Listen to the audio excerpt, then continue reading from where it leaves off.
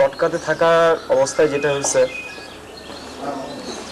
কটকা আসলে এই অবস্থায় তো কারো ঘুম বা কোনো আপনারা বোধহয় বিচে ছিলেন তাই না? বিচের পাশে একটা গার্ড, ওখানে চলে গেছিলাম। হ্যাঁ, আমরা ওই পাশে কটকা রেস্ট হাউসের ওখানে চলে গেছিলাম।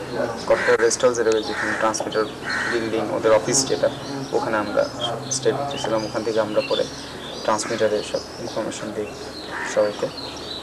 বাগেরহাট হয়ে আর কি ঘুরে ঘুরে ধরে কেউ সার্ভাইভ করছে, এতজন না। আমরা তখন ওখানে গিয়ে ফার্স্ট আমরা কাউন্ট করি যে 11 জনের মতো মিসিং। ঠিক আছে, 11 জনের মতো মিসিং। আপনারা 11 জন, আপনারা 9 জনের মতো মিসিং। আপনারা কখন জানছেন যে এই দুজন নাই? এটাকে আপনার খুলনা লাশ নিয়ে আসার পর খবর পেয়েছেন না আগে খবর পেয়েছেন? আগেও পাই নাই, তবে ধারণা করছিলেন? ধারণা করছিলাম।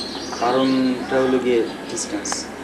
আমরা যদি কটকার এখানে কোনো একটা ফার্স্ট এইড একটা এখানে কিছু থাকতো তাহলে হয়তো আমরা একটা ইয়ে পেয়ে যেতাম, কিন্তু কথা হলো গিয়ে এই ধরনের কোনো অপরচুনিটি নেই, কোনো সুবিধা নেই। তাও ইয়ে নেই। বিচে যদি একটা নৌকা থাকতো, তার সাথে নৌকা থাকলেও তিনজনকে বাঁচানো যেত কমপক্ষে। নৌকা থাকলেও কিছু একটা হতো। ওই এর আশেপাশে একটা মাছ ধরার কিছু নৌকা ছিল না, একদম কিছু ছিল না, একদম পুরো খালি ছিল। পুরা খালি ছিল। মানে এইটা একটা সবচেয়ে বড় হয়ে গেছে। যদি এটা থাকতো আমরা 9 জন 11 জন না, বেশি হলে হয়তো আমরা ম্যাক্সিমাম শুট করে নিতে পারতাম। মনে মানে তাই মনে হয়, কারণ আমি তো ছিলাম, কারণ দেখতেছি কিছু করতে কিছু করতে পারতেছি না। এটা একটা অদ্ভুত ফিলিং, যে মানে ভয়ানক ফিলিং। কি করবো আমি দেখতেছি যে একটা একটা করে হারা যাচ্ছে, ডুবে যাচ্ছে, পারে দাঁড়ায় নামতে পারতেছি না, যেতে পারতেছি না। ভয়ানক। আমার একটা জিনিস মনে আছে, আমি সিঙ্গেল একজনকে দেখছিলাম। এটা হলো গিয়ে সম্ভবত কাউসারকে তোলার আগে দিক দিয়ে, সে আলাদা ছিল একজন, জানি না কে। হাত তুলতেছিল, নামতেছিল, সবচেয়ে ডিস্টেন্সে ছিল। তো হঠাৎ আসতে দেখলাম যে দেখা যায় না, অনেক দূরে। কটকাতে আমরা যখন ছিলাম তো আমরা মানে আমাদের তো আর তেমন কোনো ইয়ে ছিল না, আমরা খালি একটা ইয়ে করতেছিলাম যদি সার্ভাইভ করে। আমরা ওইটা যে 9 জন যাবে গিয়ে, আমরা মানে একবারে একসাথে 9 জন কি জানি লিখে আসা হয়েছিল যে বিচের মধ্যে কেউ যদি আসে, কেউ যদি বিচে ফেলে আসে যে আমরা আসি এই পাশে, ওটা কি জানি লিখে আসা লিখছিলাম খুব সুন্দর মনে করতে লিখে আসে। তো আমরা আসলে ওই দিন ওই সন্ধ্যা ওখানে ছিলাম টানা, বাইরে এসে তেমন তো ওখানে আসলে আর তো কিছু ইয়ে করে নেই। আমরা তারপরে দুপুরের দিকে ট্রাই করতেছিলাম, বিকালের দিকে, যে একটা মাছ ধরার নৌকা। আমরা অলরেডি কথা বলছি একজনের সাথে যে আমরা যাব ওই পাশে গিয়ে বিকালের দিকে আবার খুঁজতে যাব, কিন্তু এই ফরেস্ট অফিস থেকে পারমিশন দেয়নি। তারা কেউ হেল্প করবে না। কারণটা কি, তাদের আসলে কোনো লোকবল নাই। একজন অফিসার আছে আর তার সাথে একজন ইয়ে আছে, বাদ বাকি লোকজনকেই সব বলে ছুটি। মানে কোনো ধরনের লোকবল নাই, যার কারণে আমরা কাউকে নিয়ে যে ওই পাশে যাব সেই ধরনের কোনো সুযোগ পাইনি আমরা। পরের দিকে আমরা রাত্রেবেলা কোনো মতে ওখানে কাটাই এবং ভোরের দিকে আমরা বের হবো। সকাল সকাল ভোরের দিকে আমরা বের হয়ে দেখি প্রচণ্ড কুয়াশা, একটু নড়তে পারতেছি না। পরে এর মধ্যে দূরের আর একটা ফরেস্ট অফিস থেকে রেঞ্জার ফরেস্ট অফিসার চলে আসছে ট্রলার নিয়ে। পরে আমরা 9:30 11টার দিকে ট্রলারে এই ট্রলার করে যাওয়ার আগেই তখন আর কি ওয়ার কাছে খবর দেয়। তো এর মধ্যে ওই পাশে আরেকজন ইয়ে ছিল, পরিবেশের অফিস বিচের সাইডে, ওখান থেকে গার্ড চলে আসে, এসে বলে যে 6 জনকে পাওয়া গেছে। আমার মনে আছে আমি তখনই জিজ্ঞাসা করছিলাম যে কেউ কেউ নিশ্চয়ই সার্ভাইভ করছে। সে আমার দিকে মুখের দিকে তাকায় বলে আপনি কীভাবে মনে করবেন সার্ভাইভ করছে? আমি চুপ হয়ে গেছি। সে আমাকে বলতেছে যে এই যদি কেউ সার্ভাইভ করতো, কিন্তু যে শীত পড়ছে এই শীতেও কেউ টিকতে পারতো না, এত ঠান্ডা আপনার সমুদ্রের পানি থেকে উঠে আসার পর। আমি চুপ করে আছি, আর কিছু বলার না। তারপরে আমরা ট্রলারে করে সমুদ্রের পাশ দিয়ে ঘুরে সমুদ্র দিয়ে ডিপসি দিয়ে গিয়ে আমরা বিচের দিকে উঠবো। তার মধ্যে তো বরফ দরকার।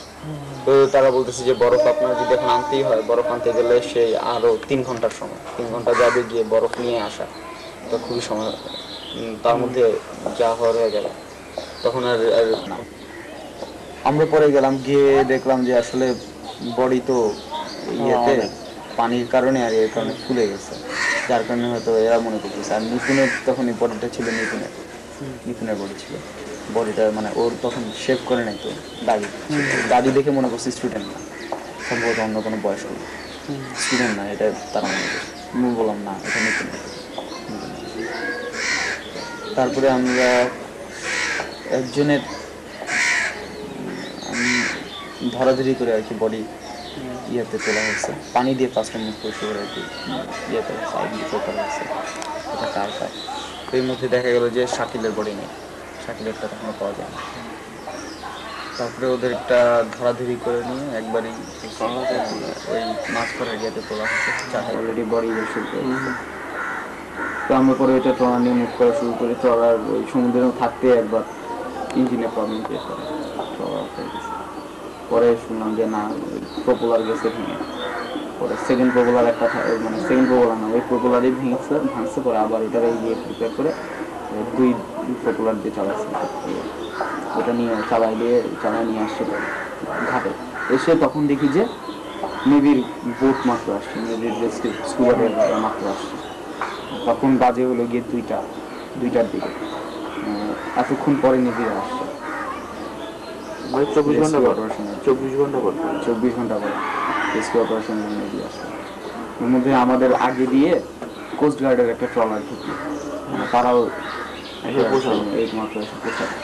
আমরা বডি নিয়ে আসলাম, যেটা উচিত ছিল তারও বহুত আগে। অন্তত খবরটা পেয়ে আসতে যত সময় নেয় সেই টাইম নিয়ে অন্তত যদি চলে আসছে, তাহলে সকাল থেকে ইয়ে করে ফেলতে পারতো, রাতের দিকে অন্তত একটা টাইম চলে আসতো। আমরা আসলাম, এসে আমরা ওখানে আমাদের ইয়ে হলো যে যত তাড়াতাড়ি হোক বডিগুলো আমরা পাস করবো, মানে নিয়ে যাব মংলায়। ওখানে সবাই ওয়েট করতেছে। দেখলাম যে ডিএফওর স্পিড বোটও আছে, নেভির স্পিড বোটও আছে, আরেকটা এক্সট্রা স্পিড বোটও আছে। আমরা বললাম যে আসলে যে কয়টা বডি করছে আমাদেরকে স্পিড বোটগুলো আপাতত দেন, আমরা স্পিড বোট করে নিয়ে যাই, তাহলে আমাদের আর এত সময় লাগবে না, আমরা হয়তো 3-4 ঘন্টাতে মংলায় নিয়ে যেতে পারবো। তাদের খুবই মানে এই ব্যাপারে গড়িমসি। ব্যাপারটা হলো গিয়ে না, রাজি না। আমরা একজনকে গিয়ে রিকোয়েস্ট করলাম, সেগুলো যে ডিফো স্যারের সাথে কথা বলেন। ডিফোর সাথে কথা বলতে গিয়ে ডিফো কথা বলতে চায় নাই।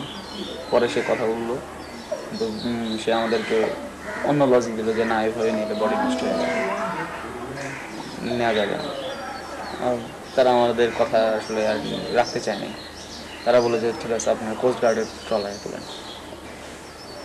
যার পরে এই ট্রলার থেকে কোস্ট গার্ডের ট্রলারে তোলা হচ্ছে, ছোটো ট্রলারটা থেকে কোস্ট গার্ডের ট্রলার তোলার পরে আমরা আরেকটার দিকে রওনা দিচ্ছি।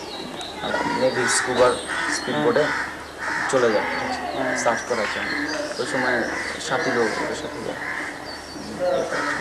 তো ওরা সম্ভবত ওখানে যাওয়ার কিছুক্ষণ পরে বডিটা পেয়েছে, বডিটা তখন মাত্র ধসে উঠছে।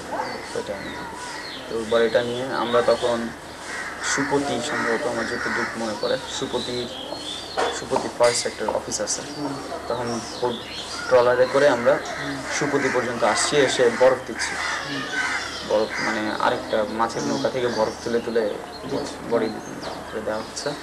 তখন আর কি স্পিড বোট করে শাকিলের বডিটা নিয়ে আসে। শাকিলের বডিটা নিয়ে আনার পর ওখানে শাকিলের বডিটা রাখা হয়, পরে সেম ওদের ওখানে বরফ দেওয়া হয়। এরপরে আমরা বডি নিয়ে রওনা দিই এবং ওইটা নিয়ে 10টা দিই।